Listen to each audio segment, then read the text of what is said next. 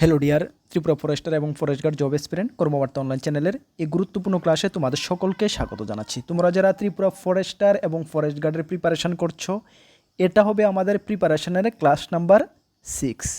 এর আগে আমরা 5টি ক্লাস করিয়েছি জিকে থেকে, ফ্লোরা ফোনা থেকে করিয়েছি 3টা ক্লাস, ক্লাইমেট থেকে করিয়েছি, রিভার সিস্টেম থেকে করিয়েছি। এই ক্লাসটা আমাদের 6 নম্বর ক্লাস সোয়েল থেকে, মানে মৃত্তিকার উপরে এই ক্লাসটা হবে আমাদের ক্লাস নাম্বার 6। তৎসঙ্গে আমরা ত্রিপুরা ফরেস্টার ফরেস্ট গার্ডের ম্যাথের ক্লাস কিন্তু শুরু করিয়েছি। সেখানেও আমরা প্রায় 4টা ক্লাস অলরেডি করিয়ে নিয়েছি। অবশ্যই তোমরা ম্যাথ ক্লাসগুলো দেখবে। আশা করি ম্যাথ ক্লাসগুলো দেখার পরে ম্যাথের উপর যদি তোমাদের উইকনেস থাকে সেটা দূর হবে এবং ওখান থেকে তোমরা কিছু শিখতে পারবে। আর জিকের ক্লাসগুলো অবশ্যই তোমরা অ্যাটেন্ড করবে। এই ক্লাসে আমরা যা যা কোশ্চেনগুলো তোমাদেরকে করিয়ে দেব, আশা করি পরীক্ষার জন্য খুবই গুরুত্বপূর্ণ হবে। আমি দায়িত্ব নিয়ে বলতে পারি। এই ক্লাসটা হবে আমাদের ক্লাস নাম্বার 6, সোয়েলের ডিটেলস বিস্তারিত ক্লাস। প্রথম আমরা যে টপিকটা শুরু করি সেই টপিকের বেসিক আমরা বিস্তারিত শুরু করি, তারপরের ক্লাসগুলোতে আমরা এমসিকিউ প্র্যাকটিস করি। বাট এই ক্লাসে আমরা বিস্তারিত দেখব, তৎসঙ্গে আমরা কিছু কোশ্চেনও প্র্যাকটিস করব, যেগুলো তোমাদের পরীক্ষার পয়েন্ট অফ ভিউ থেকে খুবই গুরুত্বপূর্ণ। চলো আমরা ক্লাসটি শুরু করছি। তার আগে তোমাদেরকে জানিয়ে দিই, তুমি যদি এই চ্যানেলে প্রথমবার এসেছো, এই চ্যানেলে আমরা গভর্নমেন্ট জব ইনফরমেশন এবং বিভিন্ন কম্পিটিটিভ এক্সামের প্রিপারেশান করিয়ে থাকি। তুমি একটি সরকারি চাকরি করছো, কোনো চাকরির প্রস্তুতি করছো, অবশ্যই কর্মবার্তা অনলাইন চ্যানেলটিকে সাবস্ক্রাইব করে পাশের অল অপশন বেলটিকে প্রেস করে রাখবে।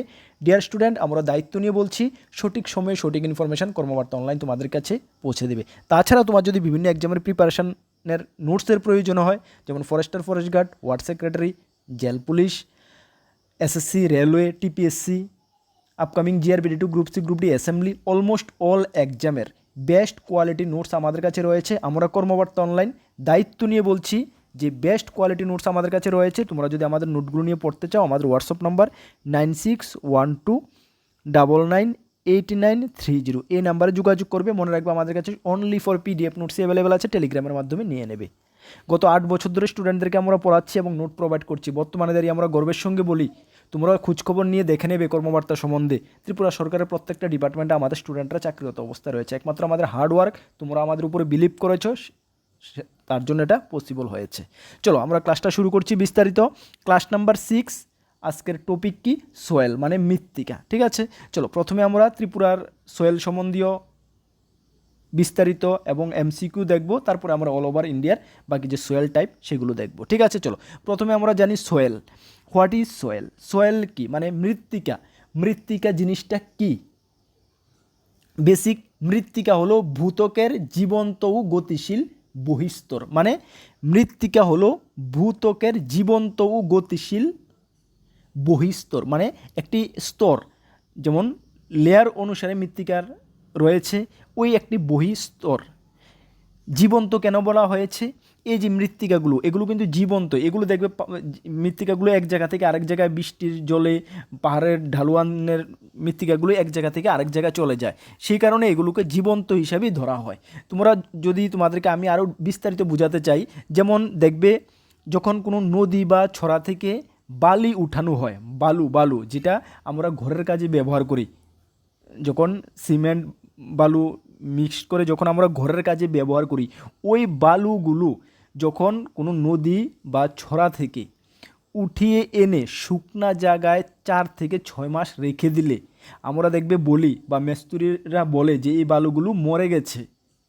তোমরা শুনবে এই বালুগুলো মরে গেছে। তার কারণটা কি? তার কারণটা হলো ওই বালুগুলো বিশেষত কোনো ছড়ার জল, নদীর জল, কোনো জলাশয়ে থাকে, এগুলোকে শুকনাতে এনে যদি তুমি রেখে দাও, এগুলো মরে যায়। তেমনি এই যে মৃত্তিকা, এগুলো আমাদের মাটি মৃত্তিকাগুলো থাকে নর্মালি। এই মৃত্তিকাগুলোকে যদি তুমি কোনো আলাদাভাবে বা কোনো যেখানে মৃত্তিকার অন্যান্য মাটির সঙ্গে মৃত্তিকার সঙ্গে কোনো টাচিং নেই এমন অন্য জায়গাতে রেখে দাও, তাহলে কিন্তু সেটাও কিছুদিন পরে এটার মানে যে মৃত্তিকার মধ্যে যে মানে টানটা পাওয়া যায়, খনিজ পদার্থটা পাওয়া যায়, সেটা কিন্তু অটোমেটিক এটা মানে বিভিন্ন কারণবশত এটা মানে যেই খনিজ পদার্থগুলোর মানে গুণগত মানটা সেটা কমে যায়, মৃত্তিকা একটি মরা পজিশনেই পড়ে থাকে, হয়ে যায়। ঠিক আছে, তো সুতরাং এখানে এটাই বোঝানো হয়েছে যে ভূত্বকের জীবন্ত ও গতিশীল বহিস্তর। গতিশীল কেন? এটা ঢালুয়ানের মৃত্তিকা এক জায়গা থেকে আরেক জায়গায় কিন্তু বৃষ্টির জলে বিভিন্ন জায়গাতে যখন ফ্লাড হয়ে যায় সেগুলো কিন্তু এক জায়গা থেকে আরেক জায়গায় স্থানান্তরিত হয়ে যায়। ঠিক আছে, এখানে এটাই বোঝানো হয়েছে। এটি বায়ুমণ্ডল, শিলামণ্ডল, জলমণ্ডল এবং জীবনমণ্ডলের মধ্যে সংযোগ স্থল হিসাবে কাজ করে। ইয়েস, এগুলো বায়ুমণ্ডল, শিলামণ্ডল, জলমণ্ডল এবং জীবনমণ্ডলের মধ্যে সংযোগ স্থল হিসাবে কিন্তু মৃত্তিকা কাজ করে। এই মৃত্তিকার উপরে দিয়ে কিন্তু সব কিছু হয় মৃত্তিকার দ্বারাই। ঠিক আছে, চলো তাহলে এটাই বুঝলাম আমরা কি মাটি কি, মৃত্তিকা কি, হোয়াট ইজ সোল। সোয়েল হলো ভূত্বকের জীবন্ত গতিশীল বহিস্তর। ঠিক আছে, চলো ইংলিশ ভার্সনটা যাদের প্রয়োজন দেখে নেবে। আচ্ছা, তারপরে আমরা মেইন পার্টের দিকে চলে যাচ্ছি। What is Soyel made of, মানে মাটি কি দিয়ে তৈরি। এই যে মৃত্তিকাটা, এই মাটিটা অ্যাকচুয়ালি কি দিয়ে তৈরি। দেখো, এখানে আদর্শ অবস্থায় একটি সুস্থ মাটি 4টি প্রাথমিক উপাদান দ্বারা গঠিত। এই মাটির মধ্যে প্রাথমিকভাবে 4টি মেন উপাদান রয়েছে। এই 4টি উপাদানের মিশ্রিত হয়েই কিন্তু মাটি সৃষ্টি। কি কি? সেটা হলো খনিজ পদার্থ। এই খনিজ পদার্থ মাটির মধ্যে 45%ই হলো খনিজ পদার্থ। যেমন শিলার চূর্ণ বিচূর্ণ খণ্ড বা মাটির কাঠামোগত ভিত্তি তৈরি করে এবং পুষ্টি উপাদান যেমন বালি, পলি ও কাদামাটি সরবরাহ করে। তারপর রয়েছে জল। এই যে মৃত্তিকার মধ্যে 25% হলো জল। খনিজ পদার্থ কত পার্সেন্ট? 45%ই খনিজ পদার্থ এবং 25% হলো জল। মাটির কণার মধ্যবর্তী ফাঁকা স্থানে থাকা আর্দ্রতা বা দ্রবীভূত পুষ্টি উপাদান উদ্ভিদের মূলে বহন করে নিয়ে যায়। তারপর রয়েছে বায়ু। 25% রয়েছে বায়ু, মাটির মধ্যে থাকা গ্যাসের পকেট যা শিকড় এবং মাটিতে বসবাসকারী জীবদের শ্বাস প্রশ্বাসের জন্য অপরিহার্য। 25% রয়েছে কি? বায়ু। তারপর রয়েছে জৈব পদার্থ। কত পার্সেন্ট রয়েছে? 5%। তার মানে একটি মাটি যে কী দিয়ে মাটিটা তৈরি হচ্ছে? খনিজ পদার্থ 45%, জল 25%, বায়ু 25% এবং জৈব পদার্থ 25%। তোমাদের পরীক্ষায় কিন্তু প্রশ্ন আসতে পারে যে মাটির মধ্যে খনিজ পদার্থের পরিমাণ কত শতাংশ? 45%। ঠিক আছে, এই ধরনের প্রশ্ন কিন্তু তোমাদের পরীক্ষায় আসতে পারে। জলের পরিমাণ কত? 25%, বায়ুর পরিমাণ 25% এবং জৈব পদার্থের পরিমাণ 5%। ঠিক আছে, চলো এই ছিল আমাদের বিস্তারিত। তাছাড়া আরও কিছু রয়েছে বিস্তারিত, সেটাও আমরা দেখছি। তারপর আমরা কোশ্চেন দেখব। ত্রিপুরার মাটিকে প্রধানত কয়টি ভাগে ভাগ করা যায়? Very important. ত্রিপুরার মাটিকে সাধারণত 5টি ভাগে ভাগ করা যায়। 5টি ভাগে ভাগ করা যায়। কি কি দেখে নাও।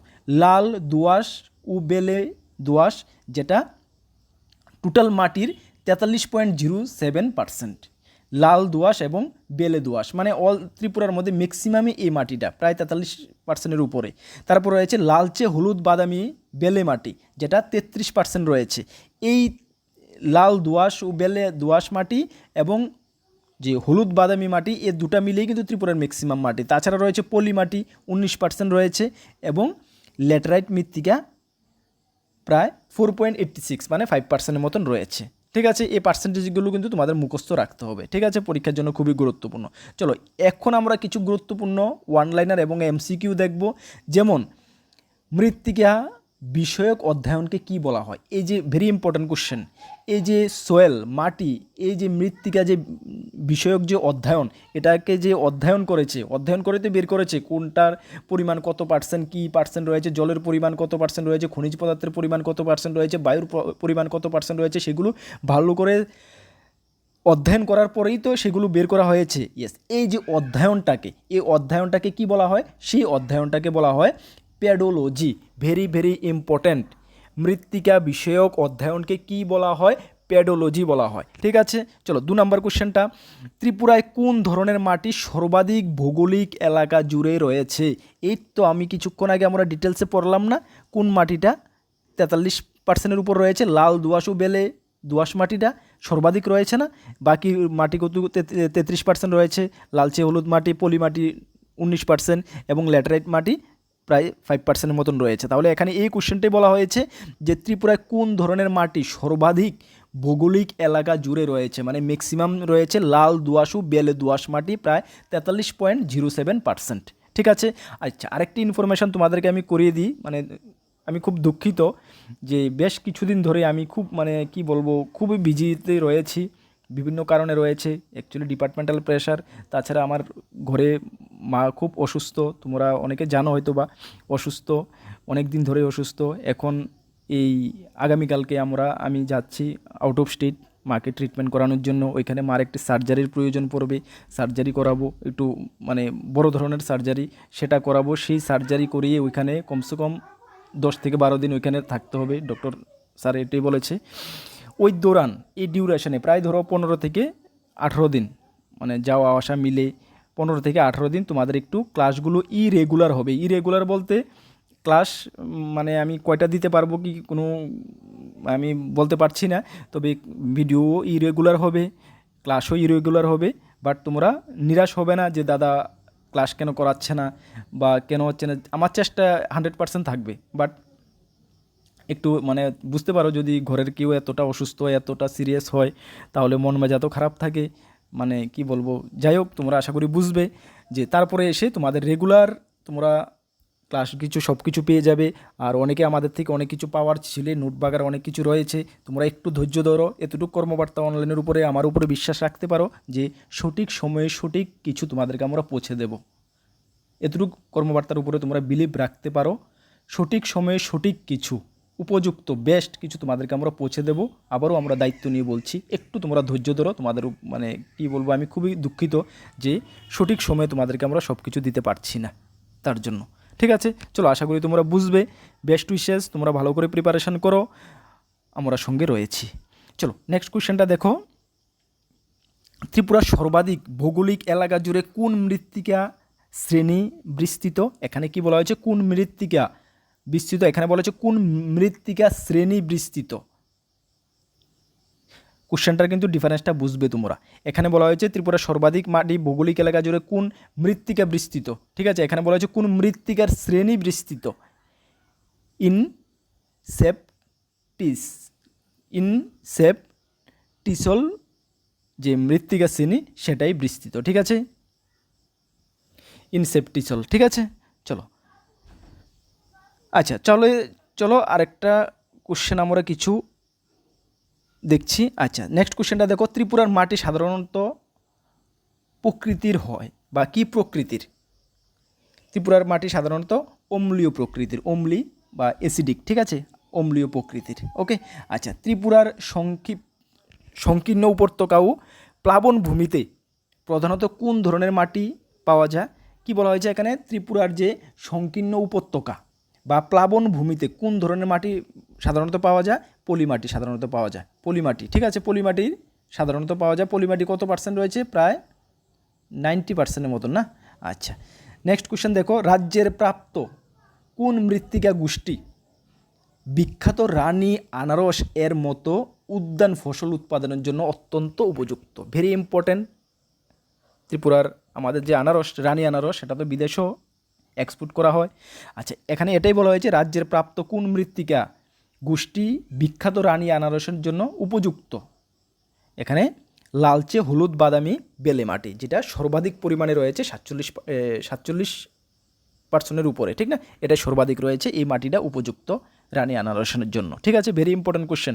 দেখো, যে কোশ্চেনগুলো আমরা তোমাদেরকে করাচ্ছি বা আমরা আমাদের নোটসে রেখেছি, তুমি বিলিভ করো একটা থেকে একটা কোশ্চেন ভেরি ভেরি ইম্পর্টেন্ট। ঠিক আছে, এই কোশ্চেনগুলো সবগুলো তোমরা নোট করে নেবে আর তোমরা তো পেয়ে যাবে নোটসের মধ্যে। ঠিক আছে, চলো নেক্সট কোশ্চেন দেখো।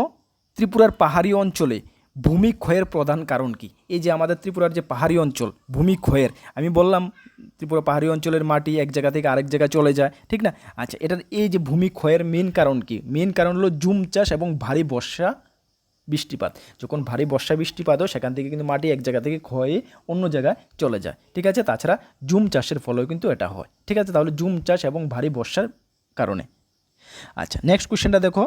ত্রিপুরার ল্যাটেরাইট মৃত্তিকা সাধারণত কোন নির্দিষ্ট ভূপ্রাকৃতিক অঞ্চলে পাওয়া যায়? ল্যাটেরাইট মৃত্তিকার কথা বলা হয়েছে, সেটা ঢেউ খেলানো মালভূমি ও পাহাড়ের ঢালে। ঢেউ খেলানো যে মালভূমি বা পাহাড়ের যে ঢালে ঢালে কিন্তু ল্যাটেরাইট মৃত্তিকাটা বেশি পাওয়া যায়। ঠিক আছে, আচ্ছা নেক্সট কোশ্চেন দেখো, মৃত্তিকা উপাদান সমূহ ড্যাশ নামেও পরিচিত। মৃত্তিকার যে উপাদান সমূহ কী নামে পরিচিত, সেটা মৃত্তিকা সম্পর্কিত উপাদান। ঠিক আছে, মৃত্তিকা সম্পর্কিত উপাদান, মৃত্তিকার উপাদান সমূহ মৃত্তিকা সম্পর্কিত উপাদান নামেও পরিচিত। চলো নেক্সট কোশ্চেন দেখো, নিচের কোনটি মৃত্তিকা গঠনের সবচেয়ে গুরুত্বপূর্ণ উপাদান? ভেরি ইম্পর্টেন্ট, নিচের কোনটি মৃত্তিকা গঠনের সবচেয়ে গুরুত্বপূর্ণ উপাদান? এখানে যে রয়েছে অপশনগুলো, এর মধ্যে মৃত্তিকা গঠনের সবচেয়ে গুরুত্বপূর্ণ উপাদান হলো কি? ক্লাইমেট। ঠিক আছে, জলবায়ু।